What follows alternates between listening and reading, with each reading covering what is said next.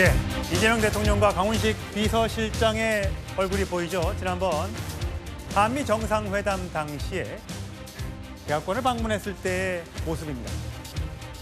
미국 조지아주에서 발생한 우리 한국 근로자 대규모 체포 사태에 대통령실이 조금 전 석방교섭이 마무리됐다고 공식 발표했습니다. 물론 곧 전세기를 띄운다고는 합니다만 아직까지 최종 협상에는 도달하지 못한 모습입니다.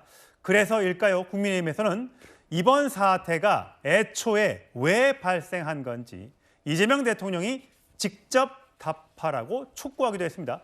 그 발언부터 확인하시죠. 어디에서부터 이런 외교적 문제가 발생했는지 대통령은 분명한 설명을 해야 할 것입니다.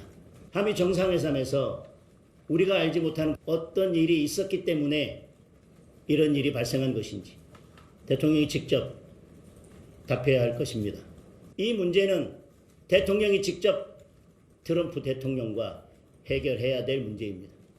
대통령이 지금 우리 영화의 베니스 영화제 진출을 축하하는 한가한 이야기를 하고 있을 때가 아닙니다. 예, 김진욱 대변인.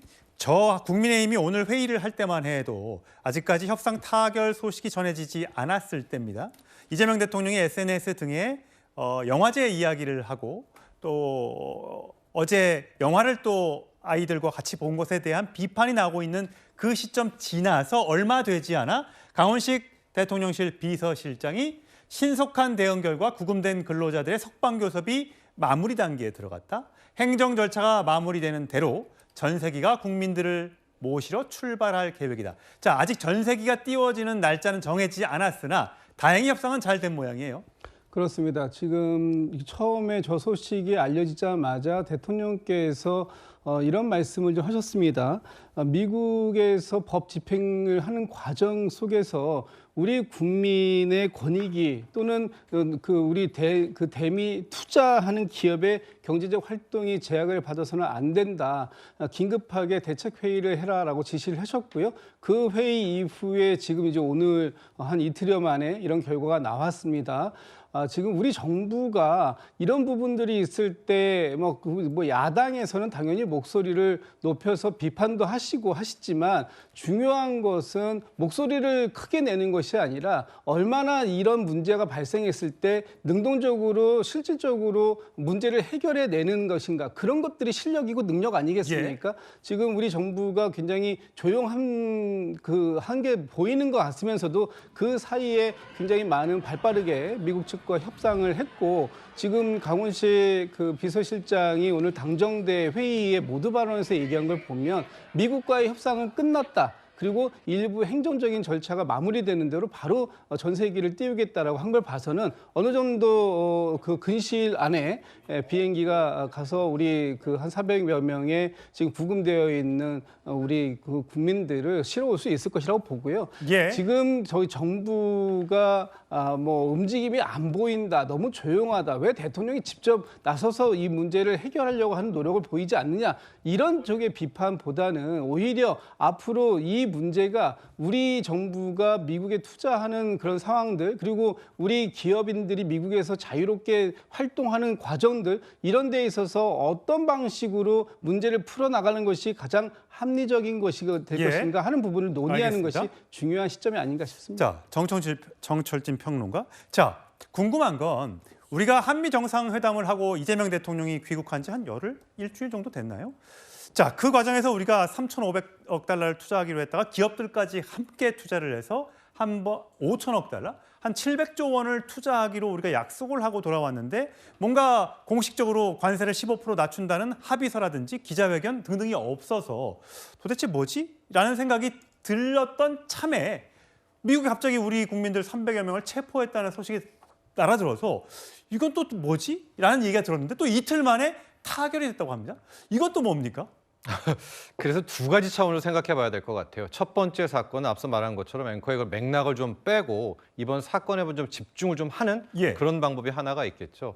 이번 같은 경우에는 실은 관행적인 우리의 잘못입니다. 우리의 잘못이지만 여기서 우리가 왜 뒤통수를 맞았냐 이런 얘기를 하냐면 이게 관행이었고 미국도 어느 정도 알고 있었단 말입니다. 이것이 뭐냐면 우리 조지아주의 현대차 LG 에너지 솔루션 공장에서 워낙 이제 인력은 급한데 비자, 특히 이번에 언급이 되고 있는 이 워크 퍼밋이라든가 취재 비자는 받기가 좀 힘든 그런 상황이 되는 건 아니겠습니까? 예. 취업 비자가. 그래서 관행적으로 이스타라든가 뭐 관광 비자를 통해 가지고 이제 일을 해 왔는데 이걸 당국이 전혀 몰랐었냐, 미국? 그런 게 아닙니다. 그러니까 알고 있는데 오히려 어떤 통보 하나도 없이 공문 한 장도 없이 이런 이제 체포가 들어온 이제 이 사안 아닙니까? 그러니까 이걸 아주 좀 순수하게 나이브하게 생각을 한다면 우리가 이제 관행이었지만 잘못된 것이었고 이번엔 이렇게 앞으로는 제대로 비자 받아가지고 일을 해야 되겠네. 이제 이 생각이 가능한 건데 두 번째 이제 앵커께서 지적하신 부분은 실은 이게 우리가 잘못하고 뭐 이거지만 이런 관행에도 불구하고 우리에게 공문 한 장도 안 보냈어. 게다가 우리는 한미 정상회담도 잘하고 온 것 같은데 아직까지 사인 못했어. 근데 어제 그제 일본은 행정명령에 서명을 했거든요. 예. 그렇다면 이제 두 번째 그런 생각이 들겠죠.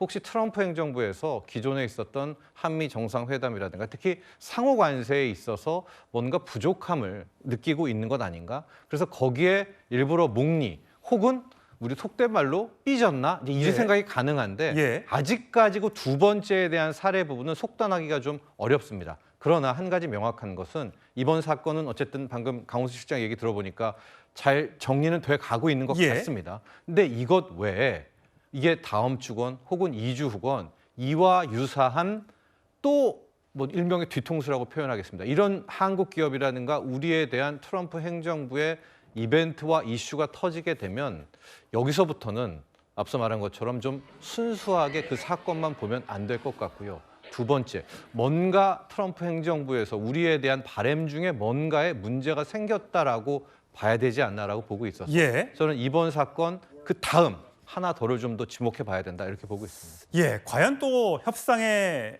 대가로 알려진 트럼프 대통령의 뭔가 노림수가 있는 것 아니냐라는 분석도 있던데, 자, 트럼프 대통령은 어떻게 얘기했을까요? 이 아직까지 해결하기 전의 이야기입니다만 한번 들어보시죠. They were illegal aliens, and ICE was just doing its job. 미국 정부가 입국 형식의 문제를 이유로 대규모 체포와 구금을 자행하는 저희가 무엇인지 묻지 않을 수 없습니다. 미국이 진심으로 대한민국 기업들의 투자의 유치를 원한다면 이런 일이 벌어져서는 안 되는 것입니다. 미국 정부에게 요구합니다. 우리 국민을 한미 동맹과 대미 투자 요구에 상응하여 제대로 예우하시기 바랍니다. 예, 제대로 예우해달라. 우리가 돈을 얼마나 투자했는데 이렇게 체포하는 게 말이 되느냐. 저 발언이 민주당 내에서 나왔는데 저 발언 이후에 조금 전에 들어온 강훈식 비서실장의 목소리 준비했습니다. 국민 여러분께서 걱정이 많으셨습니다만 정부 부처와 경제단체, 기업이 한마음으로 신속하게 대응한 결과 구금되어 있는 근로자들의 석방교섭이 마무리되었습니다. 다만 행정 절차만 남아있고 이 행정 절차가 마무리되는 대로 전세기가 우리 국민 여러분을 모시러 출발합니다. 국민 여러분들이 안전하게 돌아올 때까지 대한민국 정부는 긴장의 끈을 놓지 않고 책임 있게 대응하겠습니다. 예. 정광재 대변인. 자, 보면 이스타 비자는 관광 목적의 비자고 비원 비자는 회의나 계약, 짧게 나갔다 오는 뭐 6개월까지도 갈 수 있다고 하는데 이 비자, 특히 길게 받을 수 있는 전문가 비자, 또 취업할 수 있는 비자가 받기 너무 어려우니까 뭐 쿼터가 있다면서요. 그걸 받기가 어렵다 보니까 이렇게 90일짜리, 6개월짜리 받아서 나가서 요 기간만 일하고 들어갔다가 또 다시 바꾸고 이런 식으로 공장을 지어왔다는 거잖아요. 네. 우리 생각에는 그래, 투자할게. 공장 지어줄게. 나중에 공장이 만들어지면 미국인 근로자 갖다 쓰면 되잖아. 라고 생각했던 것 같은데 미국은 지금 입장을 생각해보면 공장을 지을 때부터 우리 근로자를 갖다 써야지. 그거 하라고 투자한 건데 무슨 너희 나라에서 근로자들 데리고 오고 중남미 근로자들을 여기 있는 사람들을 갖다 써. 말도 안 돼. 이겁니까? 근데 실제로 미국 현장에서 미국인을 고용해서 어느 정도의 생산성을 올릴 수 있는가 이 부분도 검토해 봐야 할 것 같습니다. 우리 숙련된 한국 노동자가 가서 일할 때와 현지에서 비숙련 미국인을 고용했었을 때 얻을 수 있는 차이가 분명히 있다고 생각합니다. 지금 정철진 평론가가 관행이라는 이름으로 이거 묵인됐다고 얘기했어요. 예. 그런데 그 관행을 깨고 그럼 미국이 갑자기 왜 이런 조치를 내렸는가? 이 저희가 무엇인가에 대해서 우리가 정확히 파악을 해야 한다고 생각하거든요. 그렇죠. 예.